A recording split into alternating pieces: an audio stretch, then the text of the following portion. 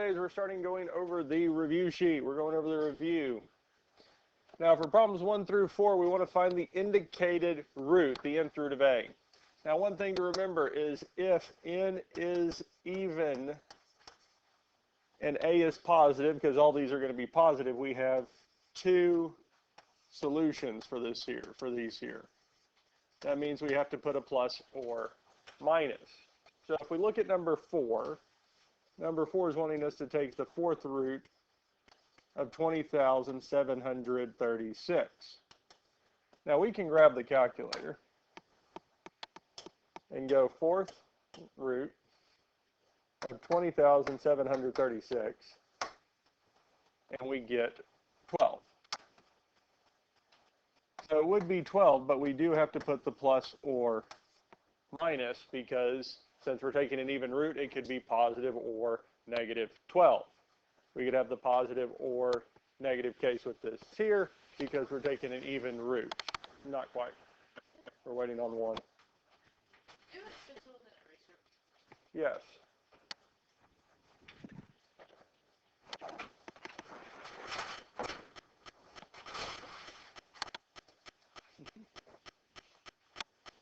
No.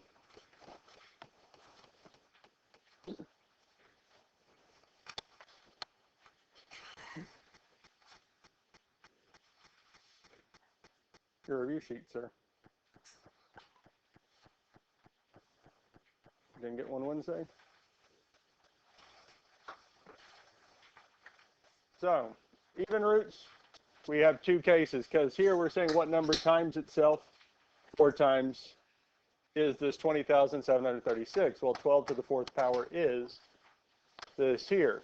Negative 12 to the fourth power is the exact same number. So we could have the positive or negative case with this here. Now that is not true with odd roots. We only have one solution. So for number 2, we're taking the 9th root of 512. We're trying to find out what number times itself 9 times is 512.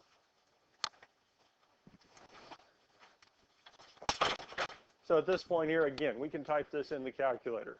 For problems like this here, we can type it in. So we're going to take the 9th root of 512, which is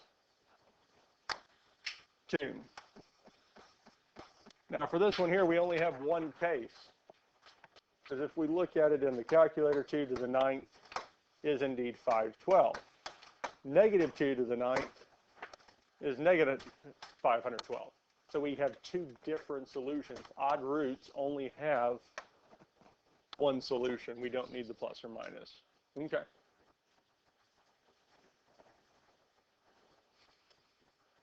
Questions on 1 or 2? Questions on 1 through 4?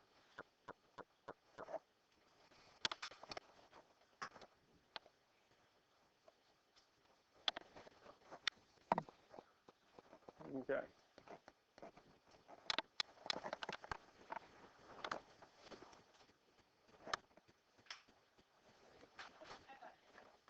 So on the 30xs, it's just going to be 6. We type in our number, second, x root, and then we type the number in. In the graphing calculator, we're going to have to go to math, x root, and we can replace it with the 6 or whatever root, and then type our number in. We could have also said 6, math, went the wrong way, x root, and then type our number in. I think we took the 6th root. No, we took the 9th root of 512. 512. And we get our answer. For some of these here, I like using the 30xs a little better than the graphing calculator because it can be a little bit easier to type most of all this. Quick questions on 1 through 4?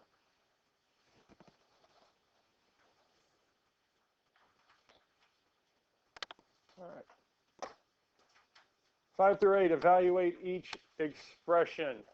Because there is a section on the test that says evaluate and round. to the nearest decimal, those we want to find a value. When it says evaluate, we want to find a value, a specific value. Now, luckily for most of these here, we can type these in. 8 to the negative 2/3. 8 to the negative 2, throw all that out. 8 to the negative 2 over 3 is 1/4.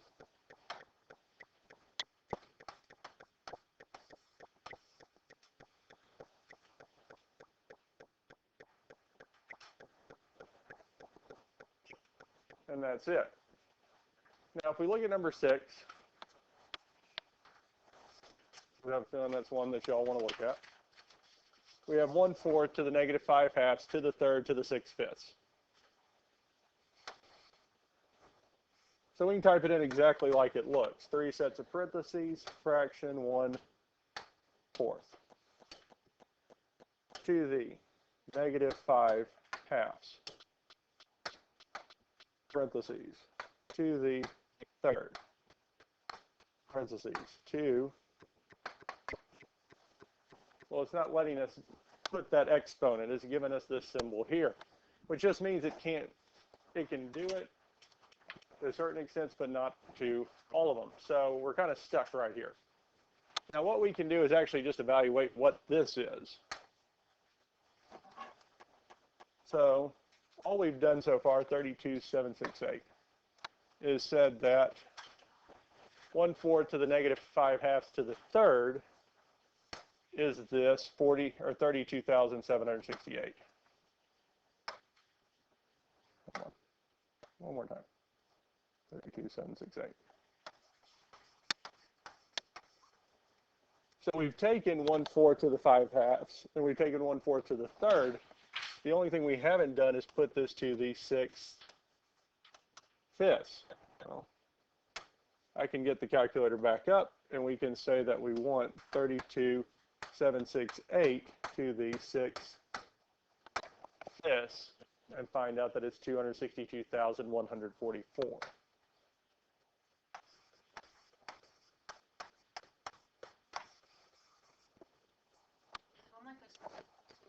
Yep. Or we can do it part by part, because what was the first thing it asked? It asked us to take 1/4 to the what? Which is 32. Well, our next exponent was 3. And then we took that answer and put it to the 6/5. So we can take it part by part, work it out each power at a time, and we'll still get to the same answer. Because it's just that the calculator cannot put all that in or keep all that in at the same time. So we just have to do it part by.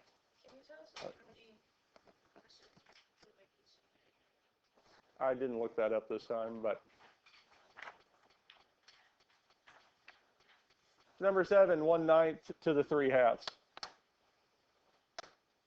1/9 to the 3/2. 127.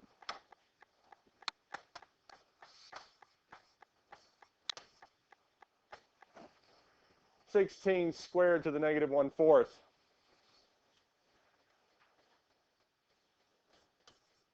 Powers of powers multiply if we want to do this by hand, because we'd have 2/4 or negative 1/2, which is actually going to give us 1/4.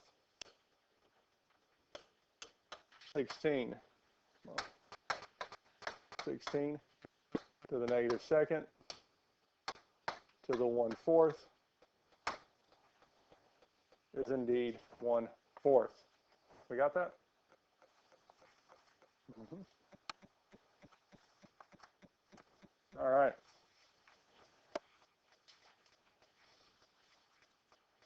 Evaluate each expression around to the 4th decimal place. Questions or any of these that y'all want to look at? 9. Yeah, we can type it in. So we can type 6 second x root. Now make sure that 6 does move up into that root. Does the 6th root of 974,231 is this? If we want to make sure it's right, we can put that answer to the 6th power.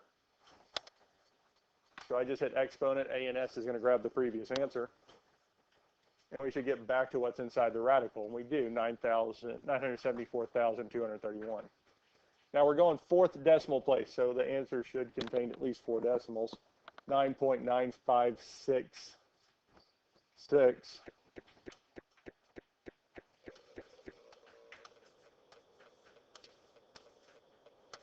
is our answer.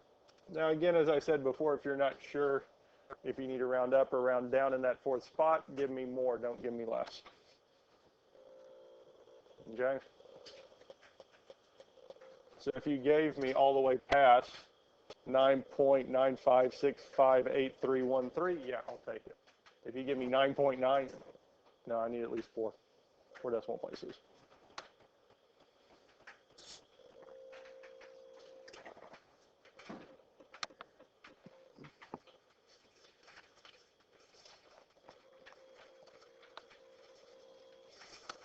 Questions on 10, 11, or 12? Now, if you do get a nice whole number, none of these are, but if you do get a nice whole number, put the whole number, because it's going to say, especially on the test, round to the 4th decimal place if necessary, if necessary. If it's not necessary to round because you got a nice number, didn't get past 4 decimal places, you don't need to round. Questions on this here? Questions on any of this so far? Ready for the next one, next set. So, problems 13 through 16, 13 through 16. We need to simplify each expression using the properties of rational exponents. Now, when it says simplify, we need it in simplest radical form.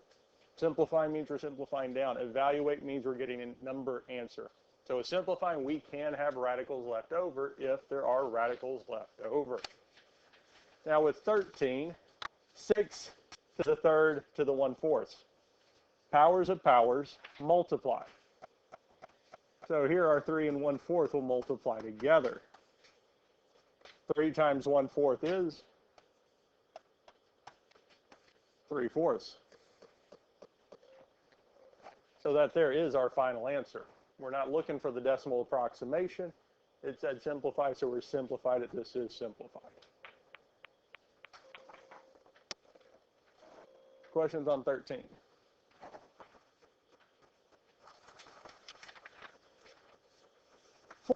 We have 48 to the negative 1/2 over 27 to the negative 1/2, all to the 4th power. 27 over 48.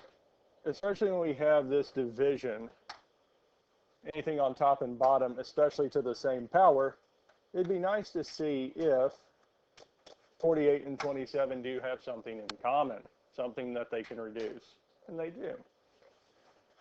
Now, to be able to reduce it, we have to take that common power out.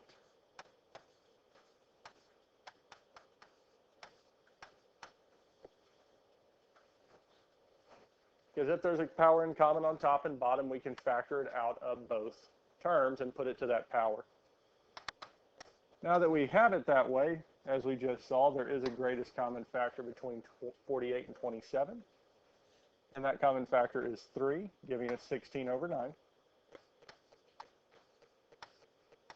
So the negative 1/2 to the 4th.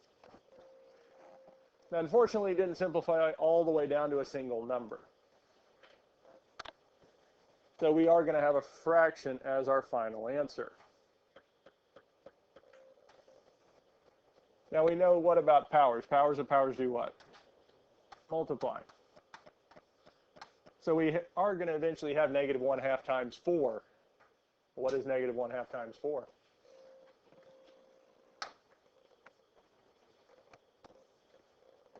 Negative 1/2 times 4 is negative 2. Now we can apply it back to both terms. Negative, or 16 to the negative 2nd power over 9 to the negative 2nd.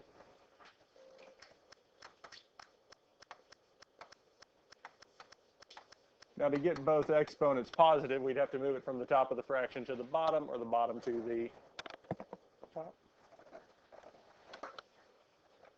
9 squared is 81. 16 squared, 256. 81 over 256 is as simplified as it gets.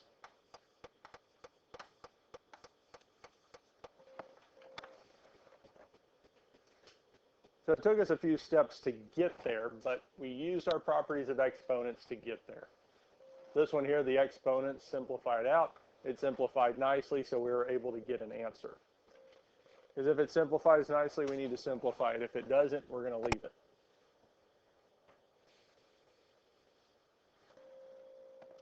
Questions on 14 before we look at 15?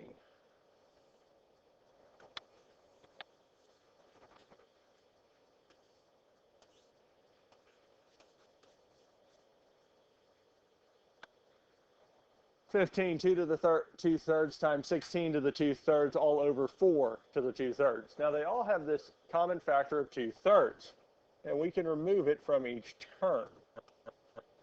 And we can do this because we do have two numbers, specifically two numbers being multiplied on top, divided by a number. We don't have addition, subtraction in the top or bottom.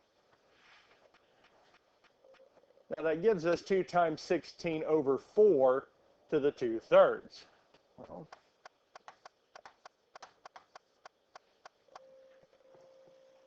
I feel like that's going to simplify because 2 times 16 is 32, divided by 4 is 8, giving us 8 to the 2/3. Now problem 13, we left it as 6 to the 3/4 because again, that denominator, that number on bottom of that rational exponent tells us how many times a number should multiply by itself to get our number there. So with the 4, it's saying a number times itself 4 times to give us 6. There's not a number that works with that. Even with the exponent of 3, it still doesn't work. 8, is there a number that multiplied by itself 3 times that gives us 8? Well, yeah, it is what? 2. 2 to the 3rd is indeed 8. So 8 to the 2/3 is going to give us 4. This one here ended up simplifying nicely, but it is something to pay attention to because sometimes it'll simplify, sometimes it won't. Questions on 13 through 15 before we look at 16?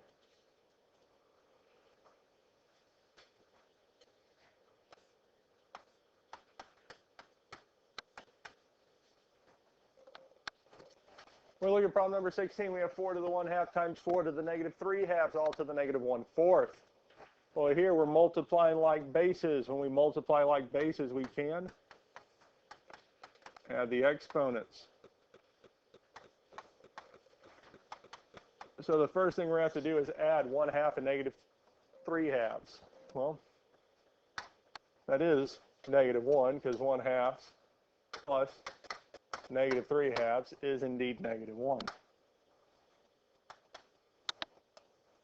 Now we do have a negative exponent, but we'll deal with that here in a minute because powers of powers do what? Multiply. So what are we multiplying? Negative 1 and negative 1/4, which will turn into positive 1/4. That's fine. We can't take the 4th root of 4. It just doesn't work. You can turn it in, or that is the final answer. I mean, we could rewrite it as 2 to the 1/2, but I will take it as 4 to the 1/4.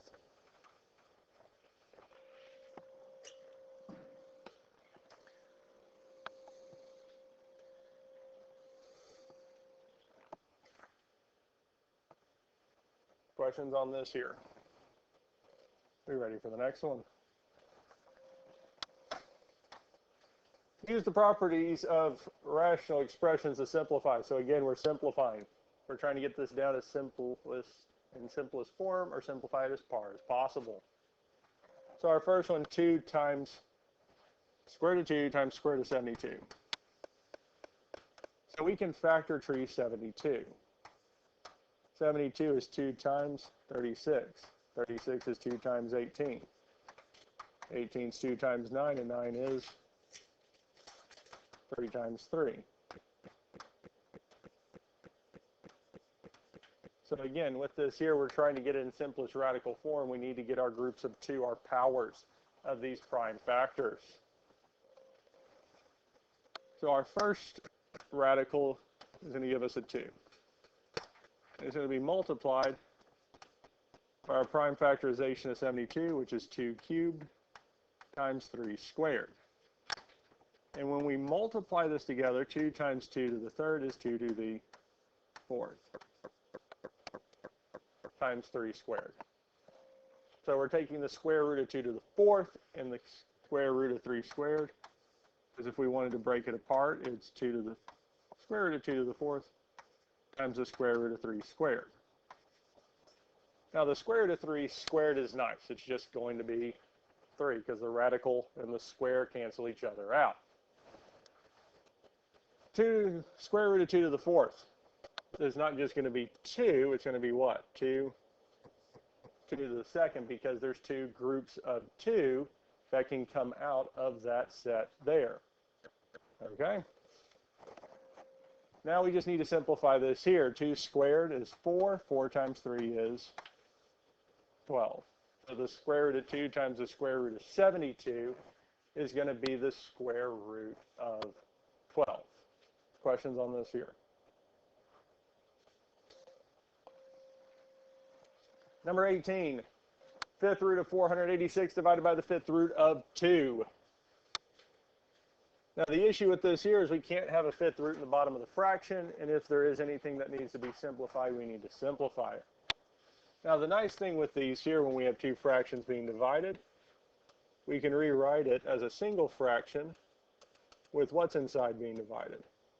Now that doesn't simplify and give us our answer, but the main reason we're doing this is because 486 is divisible by 2.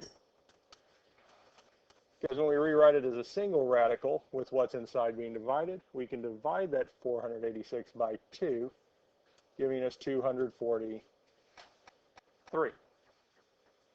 Now at this point here, we need to see if there's a number times itself 5 times, that's 243, or at least a product that does give us that. So 243, if we do the prime factorization, is going to be 3 times 81. 81 is 3 times 27. 27 is 3 times 9. 9 is 3 times 3. So 243 should be 3 to the 1, 2, 3, 4, 5. And we can check and make sure. 3 to the 5th is indeed 243. So the 5th root of 243 is 3. And that's it. Now, especially if it comes out nicely, we will, or could have just typed that in, but if it doesn't, we are actually going to have to work these out. Questions on 17 or 18?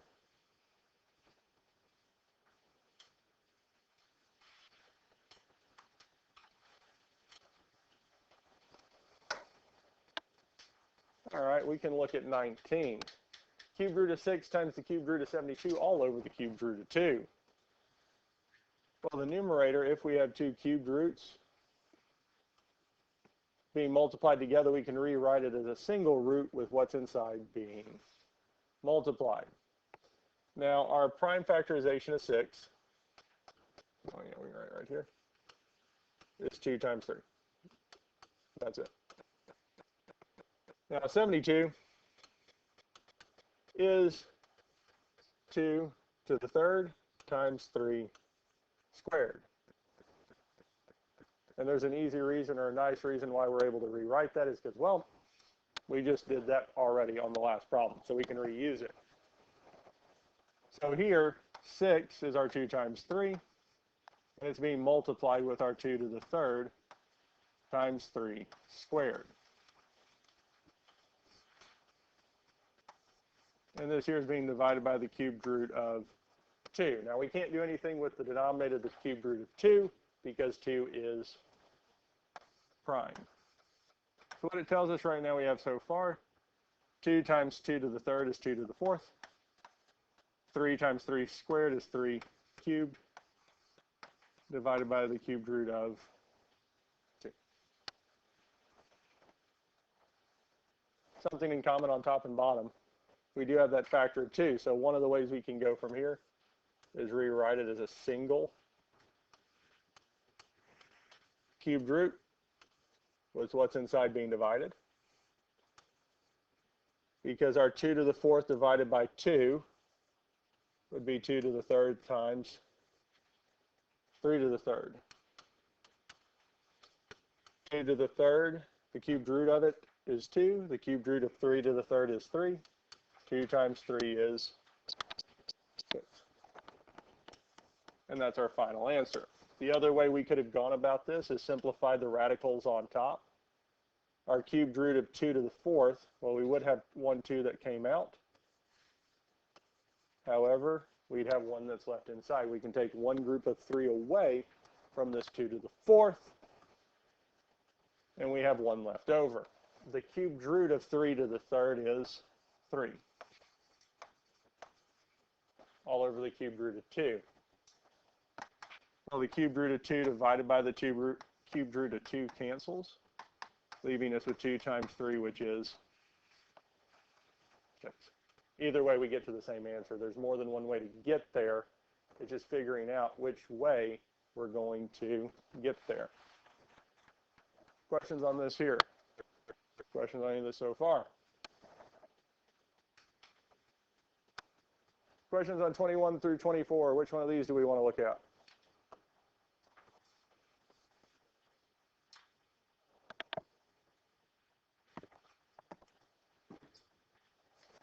Anyone in particular? No? John, you got one you want to pick? Huh? All right. 21. Now there's two ways to do it. One is we multiply the top and bottom of this fraction by the irrational conjugate. So we're going to have 1 minus the square root of 3. Since the bottom of it was 1 plus, we need 1 minus. Now the numerator, the top of this fraction is nice because it's 1 times 1 minus the square root of 3 is just going to be 1 minus the square root of 3. On bottom, we have to multiply out. 1 times 1 gives us 1. 1 times negative square root of 3 is negative square root of 3.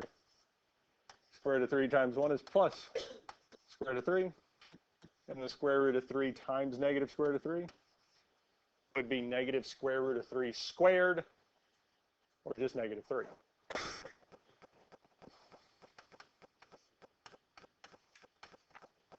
Now, negative square root of 3 plus square root of 3 is 0. 1 minus 3 is negative 2. Now, we can apply the negative through the top, telling us that we have negative square root of 3 minus 1 over 2.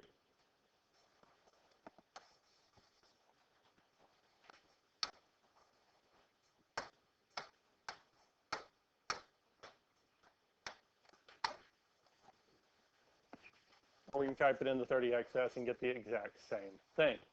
Graphing calculator will not do this. The 84s will not do these. But the 30xs will simplify it.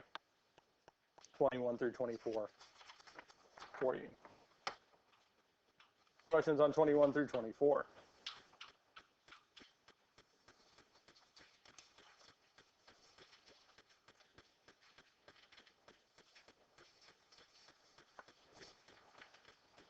We good with 21 through 24.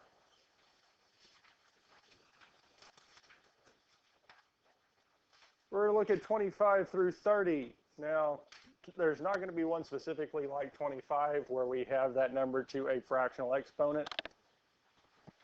But we can look at 26. 5 cubed roots of 2 minus the cubed root of 28.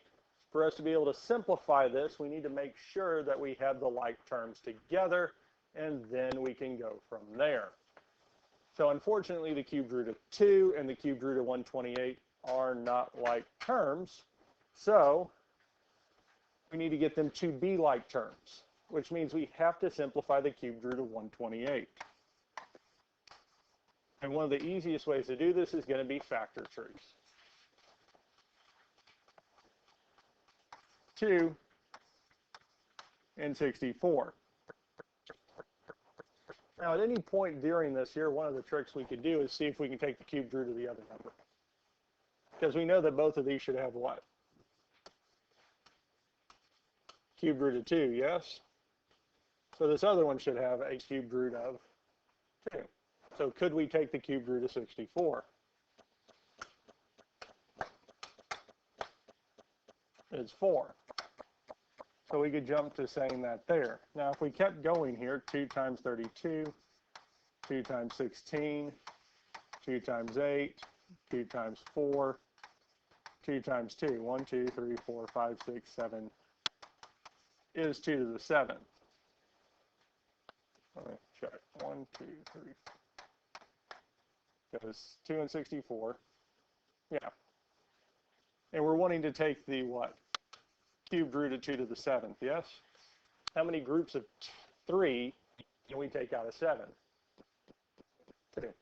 So it would tell us that this is the same as 2 squared times the cubed root of 2, because if we take 2 groups of 3 out of 7, we're left with 1. 2 squared is 4. Now we can subtract. 5 cubed roots of 2 minus 4 cubed roots of 2 is what? 1 cubed root of 2. That's just the cubed root of 2.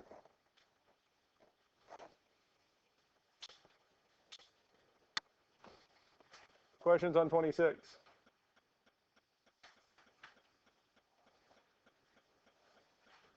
Nice thing with these here, square roots, your calculator can do them. Well, RDXS can. We don't necessarily have to do these by hand.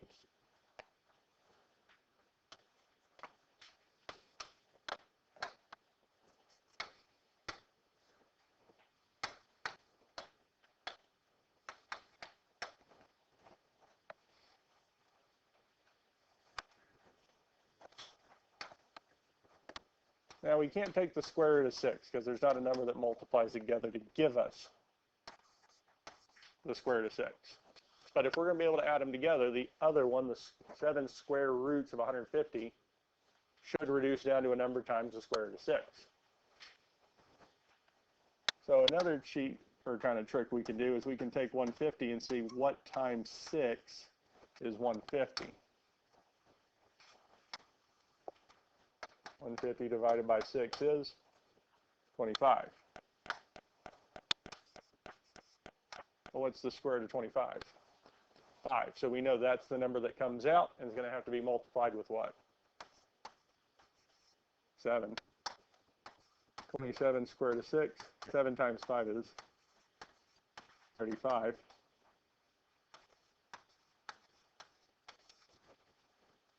So yes, it is indeed, yeah, 62 square root of 6. Does that make sense on 27, 28? Especially if that index is greater than 2, so cubed roots, fourth roots, fifth roots, sixth roots. If it doesn't simplify evenly, we're going to have to do it by hand because both calculators will give us a decimal.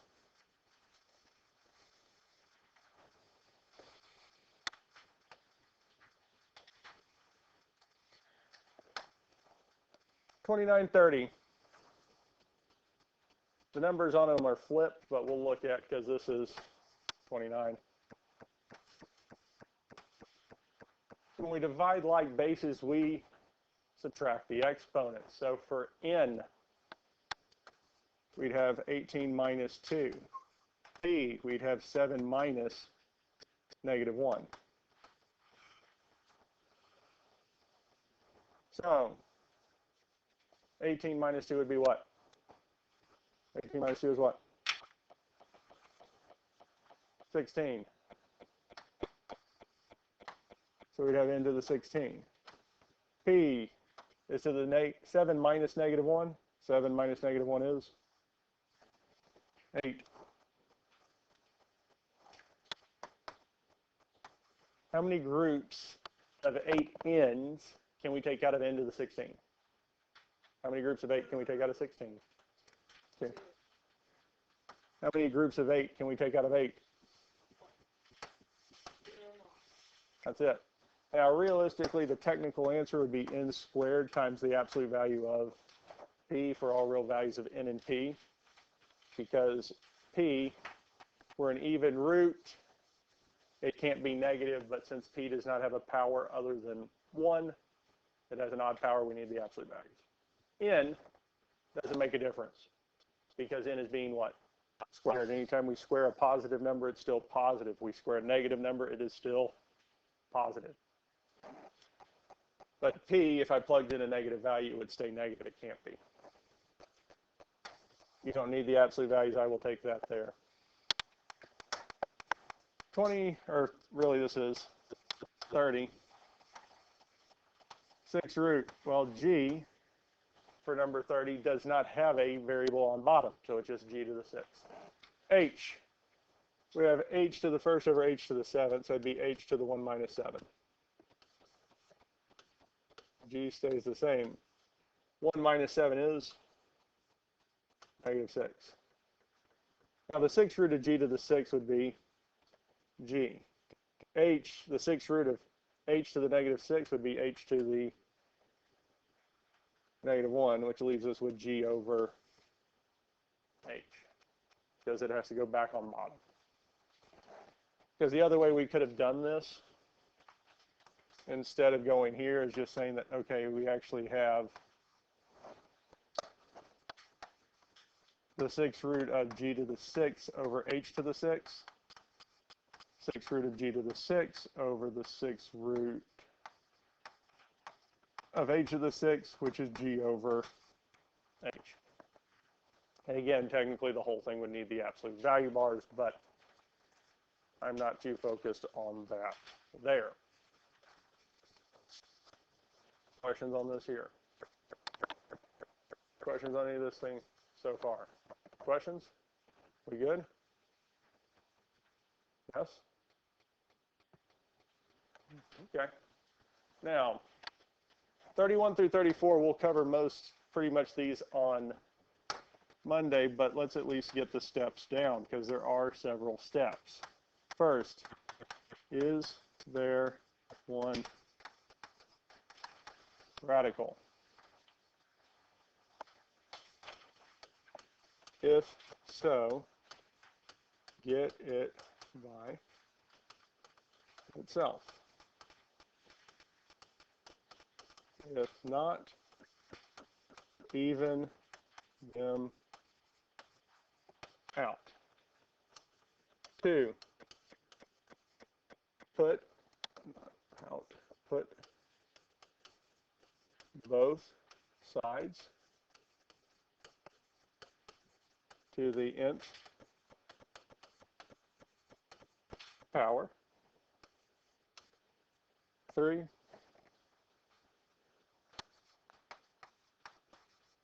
are there any radicals left? Expand that out. If so, repeat steps 1 and 2. If not, solve.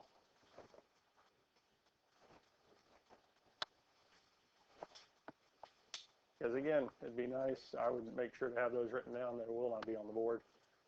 But those are our main steps. Those are our steps to solve any of these radical equations. We'll go over solving on Monday, and your test is 2.